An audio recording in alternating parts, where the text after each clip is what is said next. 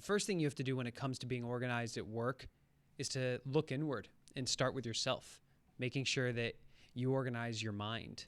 There's specific ways to do this, and we're going to talk about each of them. But I'll start by asking you, have you ever been in the position where you're going throughout the day, but you just feel off? No matter what happens, you're having a hard time focusing, or maybe you feel really stressed out, or maybe you feel really anxious. I've been there several times, including today, actually, where I'm very clear about what I need to get done, but no matter what I'm focusing on, I'm not truly focused. I'm not truly present. And internally, I just don't feel good, which that right there is a huge indicator, because we all have this thing called our feelings, where it's like a thermometer. We either feel good or we don't feel good.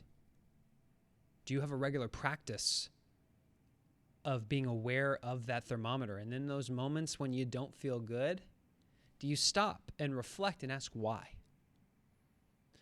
Right before I walked into this, I'm recording this in a conference room in our building right now. As I walked in, I wasn't feeling right.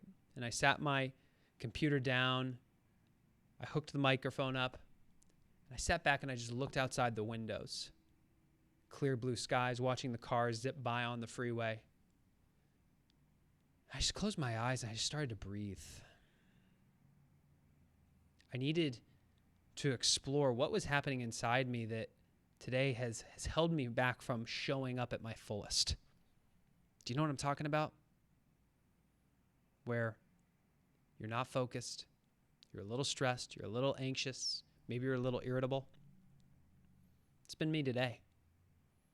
But just closing my eyes and taking some deep breaths, calming myself down, starting to explore what I'm grateful for, what's going on in my world that's going right, shifting that focus from the things that even on a subconscious level have been making me feel bad, but now consciously shifting them to the things that make me feel good, and holding that feeling until it consumes my entire body. That's what allowed me to then press record and start having this conversation with you. I tried several times in the past few days, but I was never able to do anything of value. I was never able to feel like I was bringing value to you, which is the whole goal of this. And it wasn't until I just stopped and got my mind right. So we begin with organizing your mind for a reason. You cannot show up in the world as the best authentic version of yourself if your mind is not right. So how do you do that?